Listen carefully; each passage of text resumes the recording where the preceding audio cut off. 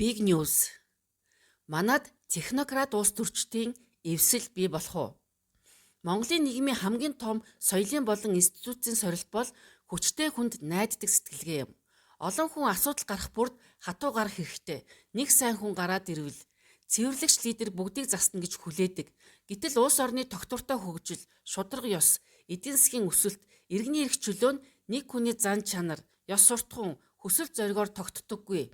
Харин хүчтэй институц, тогтвортой дүрм, хариуцлагын тогтолцоон дээр тогтдог. Сайн хүн төр хугацаанд өөрчлөлт авчиж болно. Гэхдээ тэр хүн явмагц систем хуучин хэвэндээ ордог. Харин хүчтэй институц бол хувь хүнээс үл хамааран ажилдаг механизм юм.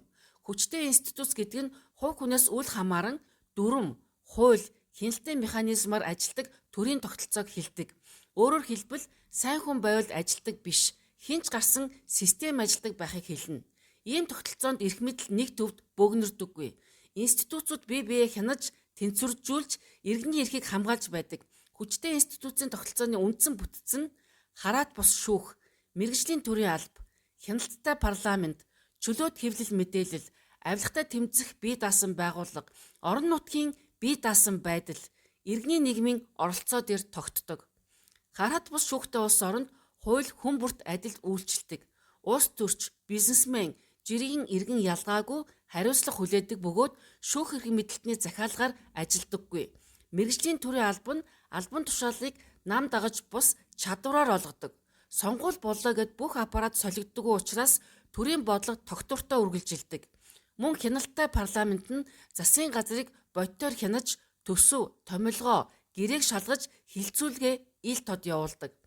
Чөлөөт хэвлэл ба мэдээллийн ил тод байдал нь сэтгүүлчдэд айхгүйгээр асуудал илчлэх боломж олгож, төрийн мэдээллийг нээлттэй болгож, иргэдийг бодит мэдээлэл дээр үндэслэн шийдвэр гаргах нөхцлөөр хангадаг.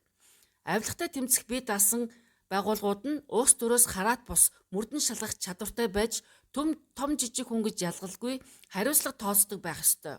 Орон нутгийн бие даасан байдал нь бүх шийдвэр төвөөс гардаггүй. Аймаг, хот, дүүрэг тодорхой эрх мэдэлтэй байх, иргэд орон нутагтаа хяналт тавих боломжтой байхыг хэлдэг. Харин иргэний нийгэм ба оролцоо нь иргэд төрөөс айдаг биш, байгуулсан төрөө хяндаг байх. Төрийн бус байгууллага, мэргэжлийн холбоод, судалгааны байгууллагууд нөлөөтэй оролцдог байх тогтолцоог бий болгодог. Хүчтэй институцийн хамгийн чухал шинж нь хувь хүнээс урт настай, нам солигдсон ч үлддэг, дүрмээр ажилдаг, тогтвортой итгэл бий болгодогт оршдог. Тиймээс хөгжилтэй орнуудын гол нууц нь төгс удирдагч биш. Харин муу лидер гарсан ч систем нурдаггүй. Сайн лидер гарсан ч дарангуйлал болдоггүй. Хууль нь хүнээс хүчтэй байдаг тогтолцоонд оршдог. Институт сул улс оронд хүн системээс хүчтэй байдаг. Харин институт хүчтэй улс оронд систем хүнээс хүчтэй байдаг. Тиймээс хамгийн аюултай зүйл нь муу хүн биш. Харин хувь хүнээс хэт хамааралтай сул институт юм. Хүчтэй институтгүй бол сайн хүнч системд итгэдэг. Харин хүчтэй институттэй бол дундаж лидерч улсыг тогтвортой авч явж чаддаг.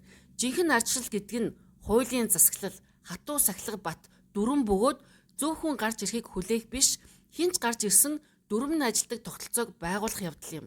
Ихэнх ардчилсан оронд реформ нэг баатар хүнээс биш, харин олон нийтийн дарамт, иргэний нийгэм, хэвлэл, бизнесийн шинэ үе, технократ улс төрчдийн эвсэл нэгдлээс гардаг.